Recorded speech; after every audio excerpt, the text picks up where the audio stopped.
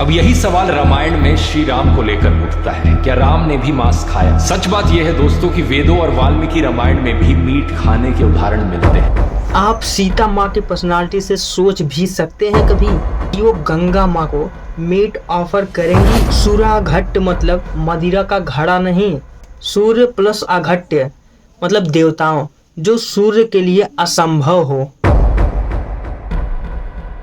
नमस्कार दोस्तों, अभी जो आपने वीडियो देखा ये ध्रुव राठी का है। मतलब इस साल भर में इन्हें कुछ याद नहीं आएगा, लेकिन रामनवमी और दशहरा आने से पहले इनकी लेफ्ट ऑफ प्रोपेगेंडी शुरू हो जाती है। प्रभु श्री राम के निर्मल चरित्र पर ऐसे आरोप लगाते हैं ये। मैं पूरे वाल्मीकि रामायण को खंगाल के प्रूफ से लेके आया हूँ। इतने दिनों से इन्होंने धुरंधर पर वीडियो बनाया, मैंने कुछ नहीं बोला, मैंने कहा स्किप कर देते हैं। लेकिन बात हमारे धर्म की आ गई है। मेरी गारंटी है कि आपको पूरे इंटरनेट पर ऐसी वीडियो और कहीं नहीं मिलेगी। आइए इस वीडियो को शुरू करते हैं।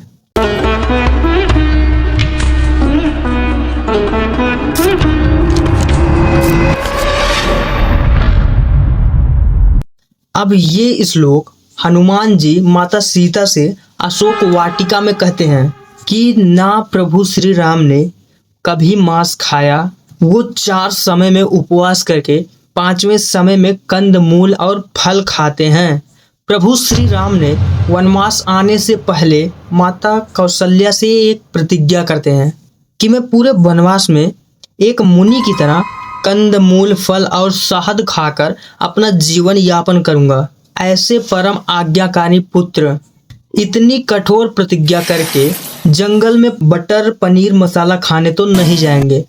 और इवन माता सीता भी प्रतिज्ञा लेती हैं कि मैं हमेशा कंद मूल और फल खाऊंगी। एक जगह प्रभु श्री राम माता सीता से कहते हैं कि हमें वृक्षों से गिरे फल से ही अपना जीवन चलाना है और जंगलों के कष्ट सहने हैं। एक जगह माता सीता श्री राम से कहती हैं, पत्रम मूलम फलम यत्त्वमल्पम वा यदि वा बहु दास्यसि स्वयं माहत्य तन्मे मृतरसो पमम। इसका मतलब ये हुआ कि आप जो भी मुझे पत्ता जड़ या फल लाकर देंगे मैं उसे अमृत मानकर स्वीकार करूंगी।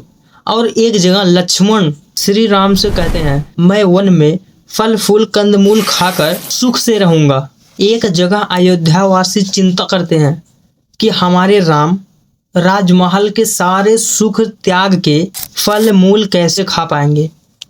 एक जगह प्रभु श्री राम अपने मित्र गुहा से कहते हैं, निषाद राज थे कि मुझे राजा नहीं बल्कि एक तपस्वी समझो जो वन में कंद मूल खाकर जीवन बिताता है।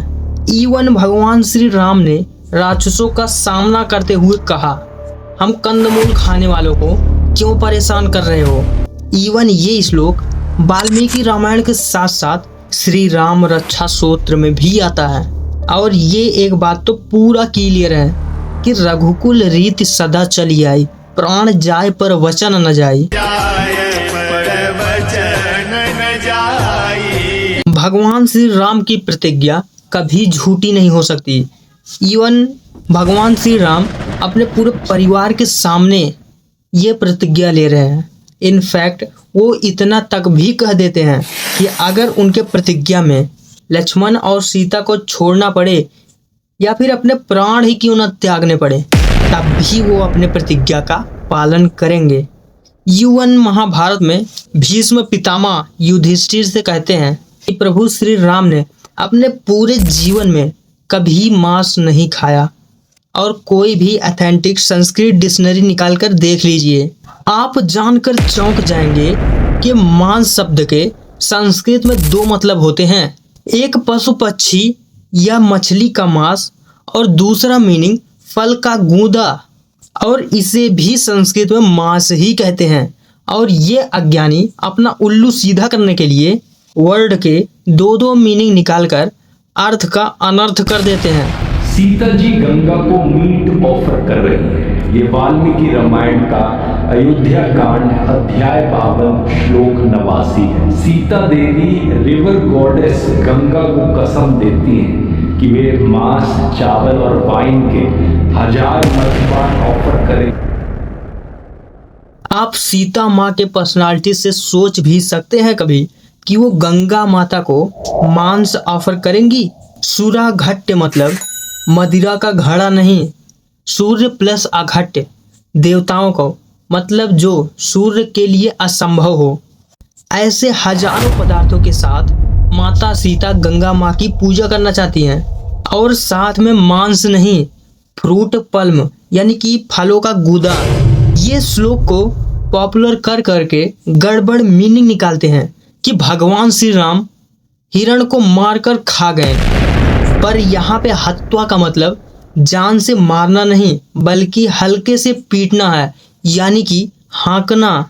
वैसे ही वाल्मीकि रामायण में ऐसे बहुत से श्लोक मिलेंगे जिसमें भगवान श्री राम और लक्ष्मण हिरणों के साथ क्रीड़ा कर रहे हैं, जिससे वो हिरण को हल्के से पीट रहे हैं और उसके बाद इन्होंने मैद्य को खाया, मतलब मांस नहीं, तपस्वियों के द्वारा खाया जाने वाला एक फल।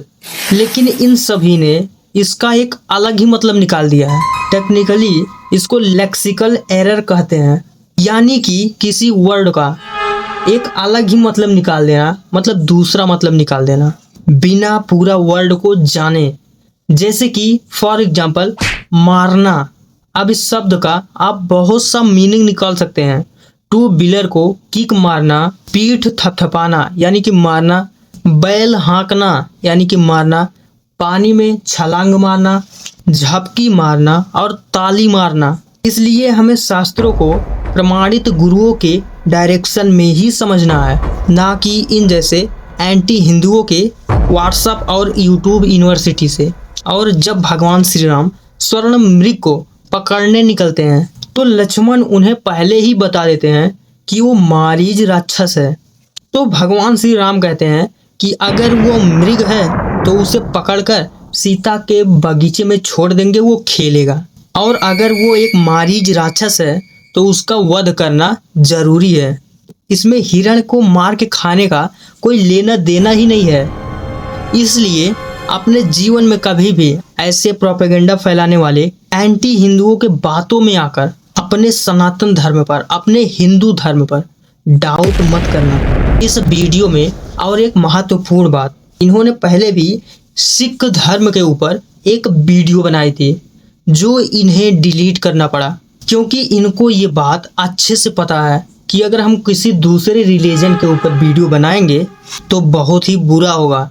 इसीलिए अपना सनातन धर्म, अपना हिंदू धर्म ही एक ऐसा धर्म है जिसके बारे में कोई कितना भी उल्टा सीधा बोले, लेकिन वो उनको कोई हार्म नहीं पहुंचाते। Hinduism is the world's oldest religion, dating back over 4,000 years.